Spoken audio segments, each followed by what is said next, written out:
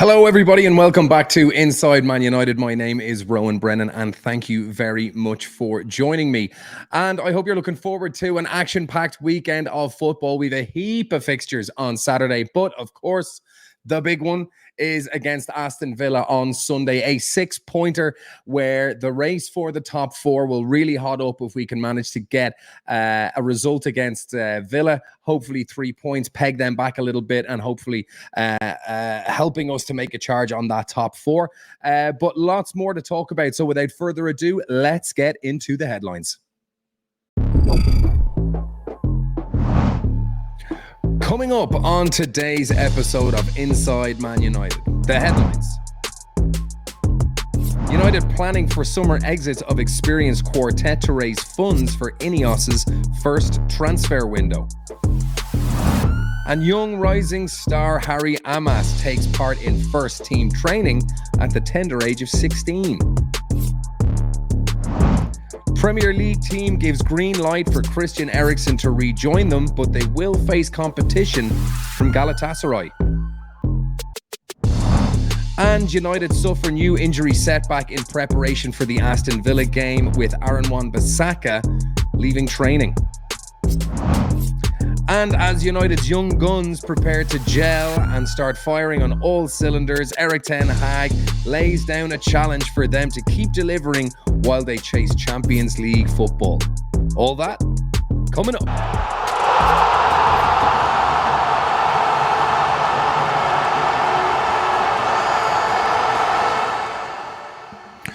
So kicking us off is One Football. So we're just reporting here that Ineos are looking to get rid of 4 players to raise funds for the summer transfer window. And yeah, some you'd expect, others maybe not. So the players in question are Aaron Wan-Bissaka. That might be one that fans would be a little upset about. 2 years ago, I think everyone was prepared for Wan-Bissaka to leave. But he has been quite resurgent. But with Diogo Dalot essentially cementing his place as our starting right back, and to be fair, has really started to come into his own. You can kind of start to see why Jose Mourinho was raving about him as being one of the most generational fullback talents he'd seen coming out of Portugal, and he was going to be, the next big kind of defensive player coming out of there. So Wan-Bissaka, very good in his own right, has really kicked on and trained well with Ten Hag. But yeah, he might be,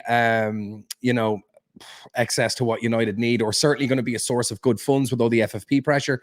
And I don't think he himself is going to be too interested in playing second fiddle. But when you look at Man City, the amount of first teamers they have that sit on the bench because they're part of a winning project, you can get away with that when you're winning trophies. But when you're not, a little bit harder to keep a hold of those players. And yeah, so Wan-Bissaka looks like he could be next. Casemiro, obviously his form having dropped and nowhere near the player he was last year. But we're all hoping and praying that the Casemiro of old comes back. But with his wages, and he's not getting any younger, and he's certainly not going to be getting any more valuable, could be time to wave goodbye. Obviously, Lindelof and then Varane, who's going to be a free agent at the end of this summer if he doesn't sign a new contract on reduced terms, which United I still think are hemming and hawing about. They still don't know whether they're going to offer renewed terms to Johnny Evans or Raphael Varane.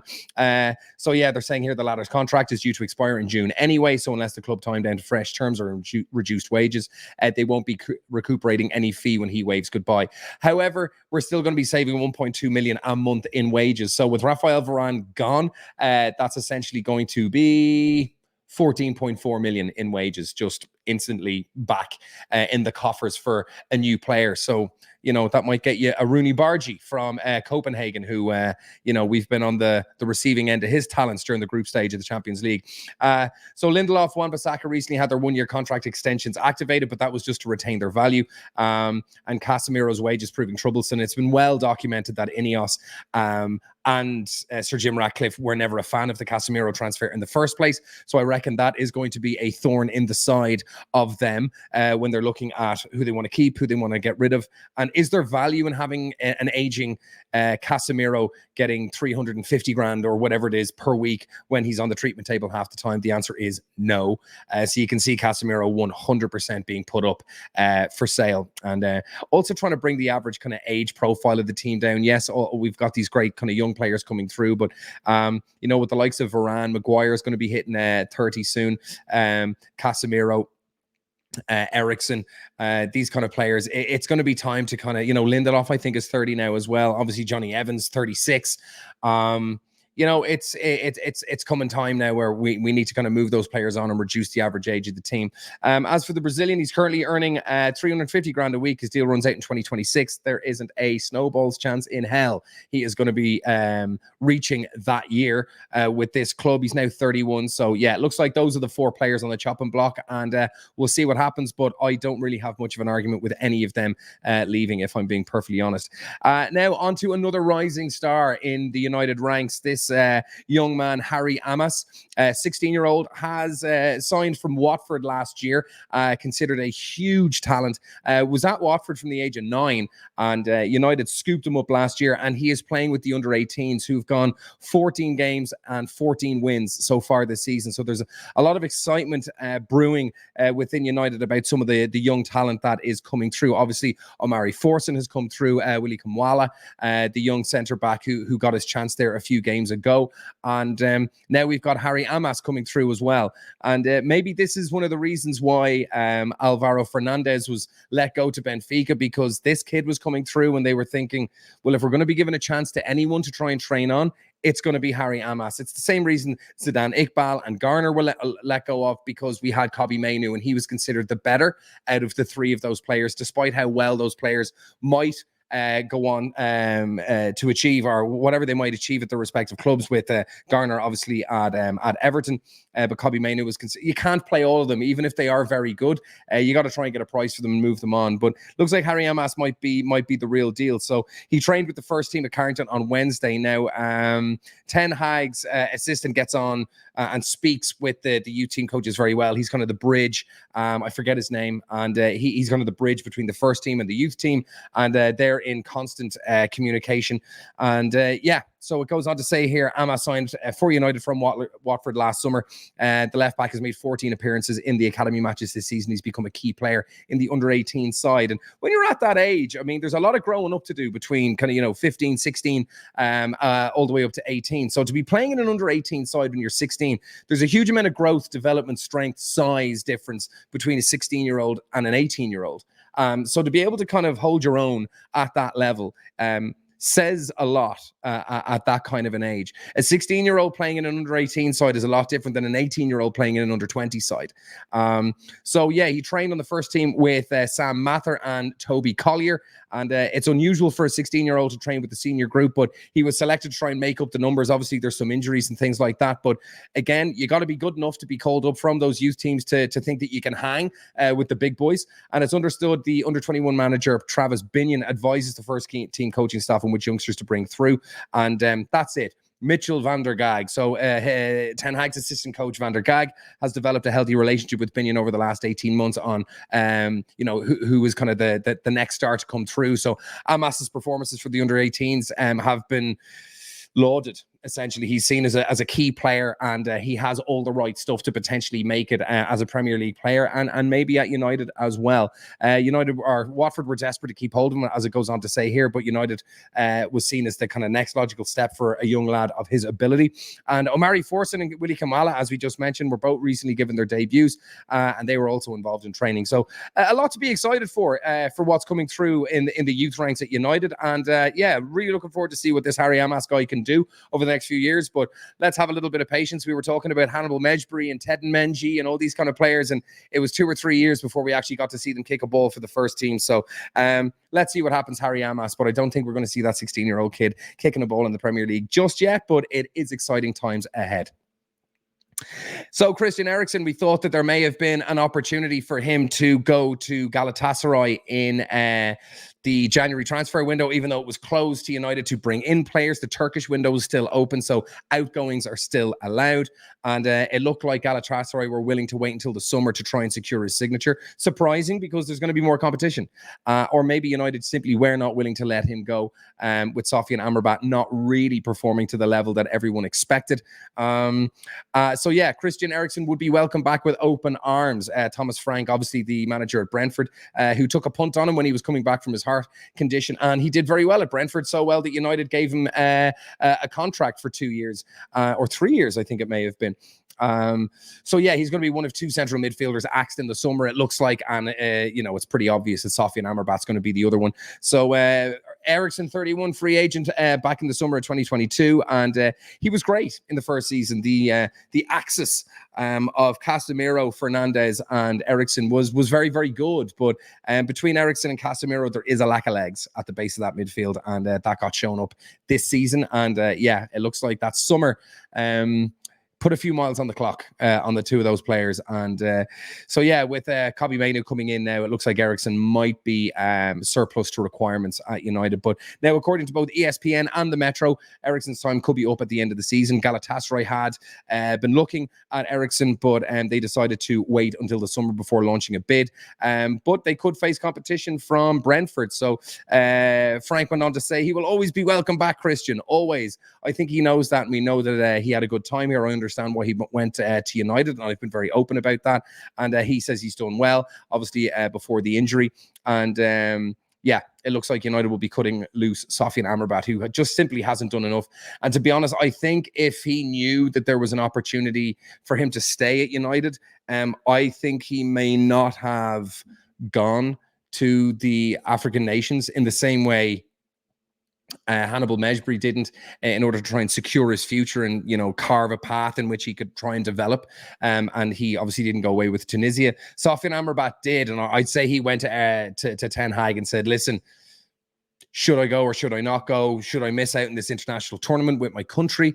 Or do you think it's okay for me to go? And I'd say Ten Hag was probably like, listen, it's cool, bro. You go over there, because I don't think this is going to be going beyond the summer. So do you? I think if it was that important to keep him, or if he was aware that there was a real genuine chance of him getting the move to Manchester United, I think he would have been like, I'll maybe wait till the next international tournament, because it's not like it comes around every 4 years. That's a tournament that's played every year or two. So yeah, it looks like Amrabat's going to be cut loose as well, and I don't think anyone's overly surprised about that. So we look ahead to the Villa game now, and United right back Aaron Wan-Bissaka suffering a setback in his attempted recovery from injury. He did take part in training on Wednesday, but had to withdraw. On Thursday, yesterday, but had to withdraw from the session. So obviously, whatever injury he thought he had recovered from was niggling again. Tyrell Malacia, the left back, obviously is going to still be out. Mason Mount still hasn't recovered from his calf injury. And, a big game against Villa on Sunday, and big decisions to be made in defence, whether or not he's going to move Shaw into that centre-half position. But, that's hugely wasteful on, what he's able to do on the left-hand side. And we do have a wealth of centre-back options that we can avail of, not left-footed ones, of course, which we know Ten Hag is a big fan of having a left-footed centre-back, hence why Martinez has been so key into the way we play. So it really is a case of, do we want to be able to play out from the middle, or do we want to have someone to link up wide on the left-hand side with Marcus Rashford? And it's going to be a tough one to call. So yeah, it says here that with Martinez expected to be out for 8 weeks, it could be the first time Varane and Harry Maguire starting a Premier League match together, which is nuts. Maybe at least for this year. Of course, they played together in previous seasons. So regarding Martinez's injury, yeah, it's a setback. You can see his contribution to the team when he's playing. Apart from technical skills, he brings a mentality. We all know that. We all love Leisha. He's very disappointed about it. But he goes on to talk about Wan-Bissaka, saying he was training, but then he dropped out. So I don't know in the moment where he is, what the diagnosis is. Hopefully not bad. Mason and Tyre not ready to return to the squad. And he was basically saying that he denied the suggestion that Martinez had exacerbated his injury by heading back onto the pitch. I don't think so, but it was Lissandro's, and he was not comfortable to be back on the pitch after he tried, and then he stopped in the next attack. It's impossible in some situations. It is clear and obvious, but there is always a grey area, and it is very difficult to see from the sideline what happened there. We have the screens, and we see it as well, and our medicals are over there. They communicate with the players, but to assess in 1 or 2 minutes is impossible. After a game, I can't tell you. You need 24 hours minimum, maybe longer. So it goes on to say here, Ten Hag prefers a right-footed and a left-footed partnership in defence, but Malacia's long-term injury means that it's going to be difficult to move Shaw into that central space without maybe moving Dalot onto the left-hand side, where he has played before and played quite well, especially against Arsenal. He did keep Saka reasonably quiet during that game, but then who do you move out onto the right? Is it going to be Lindelof? It's a case of how weak do you want to be in certain areas, and it's a damage limitation exercise at that rate. And Maguire's been playing reasonably well, as has Varane. It might change our approach and our tactics in what we do in terms of playing out from the back, but Maguire has been playing reasonably well, to his credit. Hopefully Varane has one of his better games, and Leon Bailey, Ollie Watkins, Douglas Luiz, these boys are playing very well. It's a potent striking unit that they have at Aston Villa, but hopefully Harry Maguire and Varane will be able to keep them quiet, and Shaw can do his thing up that left-hand side. It is an advantage to have a left footer, we have seen, but we have to work on players. Players can also develop in such positions when you work with them, coach with them, and train them. I see our players in the back line make better decisions. I see that they develop their skills in building up. I'm quite confident that we can keep this process of better ball playing from the back going. Great to hear. So that's exactly what Ten Hag wants. And on that note, Erik Ten Hag issues a challenge to his exciting young players to keep delivering as his side chase Champions League football.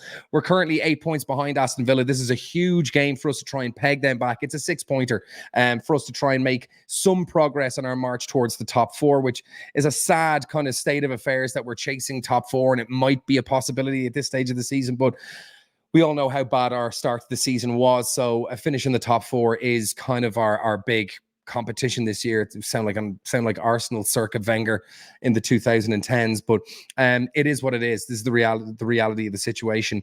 So yeah, this is an iconic photo that I think we're going to see for a very long time, hopefully for the right reasons, with these players staying together and forming a great relationship. God, I don't want to see, do not want to see that fella in the middle joining Real Madrid. I hope we get to keep him for a few years. So Mbappe and Vinicius Jr., I hope you absolutely smash it out of the park for the next 10 years, and we get to keep our boy Alejandro. So yeah, he goes on to say here that He wants them to kind of continue on with their current form and to stay focused and to be able to deliver on the game that we have against Villa. So with back-to-back victories against Wolves and West Ham, he says it gives confidence. But with the 8-point gap to Aston Villa, we have to play well against Villa on the weekend on Sunday. He goes, we have some exciting young players, smiles Ten Hag. We also have had such standout moments in the game against Everton, obviously with Garnacho's bicycle kick, which we can see there. What a goal that is. That's going to be played for decades to come. What a goal. I remember seeing it, man. Do you know when Ned Flanders screams like a girl? That's what I was like when I saw that goal go in. It was unreal. We have some very high potentials in this squad, and now we have to perform to high levels. We do it now in some games, but on Sunday, for instance, we get an opposition who have a very high level, so that's a challenge to perform. Get end product from those players on Sunday. So they're the next steps which have to come. So yeah, coupled with the experience of players like Casemiro and Fernandes, it can be a winning formula. They bring energy, Ten Hag said of his young players. I think it's always a combination of experience and high potentials. When they respect each other, when they want to strengthen each other, then you have a team that is always the objective, because every player knows when there is a team, you can achieve higher performances and higher levels, and so achieve more.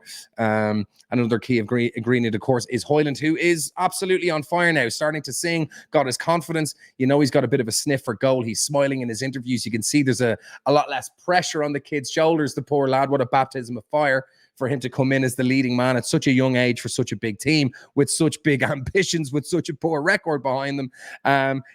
It's a tough way to enter a team, but he seems to have kind of bitten down on the gum shield and got himself together with his little leg guitar celebration there last week. And yeah, we'll see what he can do, and it's important that we keep this momentum going and see what we can get out of the game. Hopefully 3 points, but we need the 3 points just to cut them back. I mean, ordinarily I'd be happy enough with a point against this Villa side, but they did lose 3-1 against Chelsea. They are a bit of a wounded animal. They can be beaten by a Chelsea team that isn't exactly in form. So hopefully with the momentum we have behind us, we can capitalize on that and hopefully get the 3 points. But that is it for the headlines today. And that is it for the news. So yeah, thoughts into the comment section.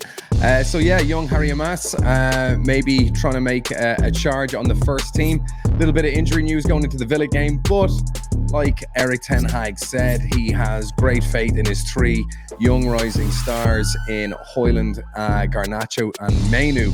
So hopefully the boys can get the job done against Aston Villa on Sunday. It's going to be a cracking game. I hope you all enjoy it. Again, predictions of the game in the comments section, and I look forward to speaking to you next week about the game. Hopefully 2-3-1 United, and I'll speak to you then. See you on the next one.